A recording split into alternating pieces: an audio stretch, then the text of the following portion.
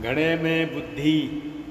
एक बार श्रीलंका के राजा ने अपने दूत को राजा अकबर के दरबार में भेजा और उससे कहा कि वह राजा अकबर से कहे कि हमें एक घड़े में बुद्धि भरकर भेज दें। दूत ने अपने राजा के कहे अनुसार अकबर से कहा, महाराज, आपके महल में बहुत से बुद्धिमान लोग अपनी बुद्धिमता के लिए विख्यात हैं, इसलिए हमारे महाराजा ने आपके महल से एक घड़े में बुद्धि मांगी है। दूत की ये बात सुन महल में बैठे सभी मंत्री और राजा दूत को आश्चर्य से देखने लगे और पूरे दरबारी और मंत्री एक दूसरे से बातें करने लगे कि ये कैसा निवेदन है। इतने में राजा अकबर ने दूत से कहा, क्या श्रीलंका के राजा हमें पागल बनाना चाहते हैं? ऐसा कैसे हो सकता है? घड़े में बुद्धि कैसे जा सकती है? राजा अकबर की बात सुनकर बीरबल बोले, महाराज, हम घड़े में बुद्धि भेज देंगे, मगर उसमें कुछ समय लगेगा। दूत ने कहा, ठीक है, हम इंतज़ार कर लेंगे, लेकिन बुद्धि घड़े में ही देनी पड़ेगी। बीरबल ने घर जाकर अपने सेवक से छोटे मुंह वाले घड़े लाने को कहा। सेवक 1 दर्जन घड़े लेकर आ गया। फिर उन्हें ऐसे खेत में ले जाया गया जहाँ पर कद्दू लगे थे।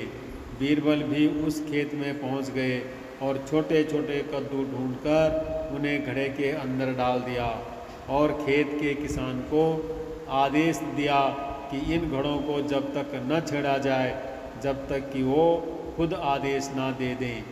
कुछ दिनों बाद बीरबल से बुद्धि के घड़े के बारे में पूछा गया तो बीरबल ने कहा, महाराज, अभी घड़ों में बुद्धि भरने में कुछ सप्ताह का समय और लगेगा। जब तक घड़े में बुद्धि अच्छी तरह भर जाएगी। कुछ सप्ताह बाद बीरबल घड़े की जांच करने गए तो उन्होंने देखा कि कद्दू अब बिल्कुल घड़े के आकार के हो चुके हैं। तो बीरबल ने अपने सेवक से सावधानी पूर्वक उन घड़ों को पौधों से अलग करने के लिए कहा और उन्हें दरबार में पहुंचाने का आदेश दिया।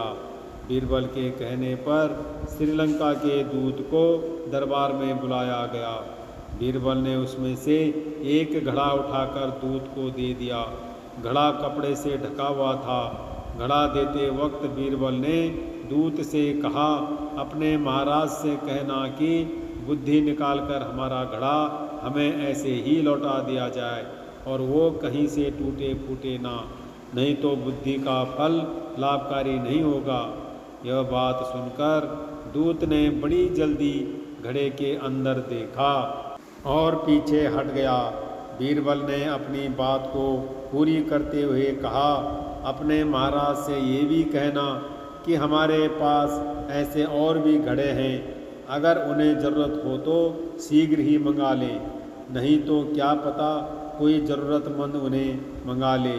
दूत ने सोचा कि उसके महाराज को इन्हें ऐसी चुनौती नहीं देनी चाहिए थी, क्योंकि बीरबल ने उन्हें अपनी बुद्धि द्वारा पराजित कर दिया था। यह सोचते हुए दूत ने चुपचाप घड़ा उठाया और वहाँ से चला गया। दूत के जाने के बाद राजा अकबर ने भी बुद्धि के घड़े को देखने की इच्छा जताई, तो बीरबल ने उन्हें वो घड़ा दिखाया। घड़ा देखते ही राजा हंस पड़े, क्योंकि उसके अंदर कद्दू था।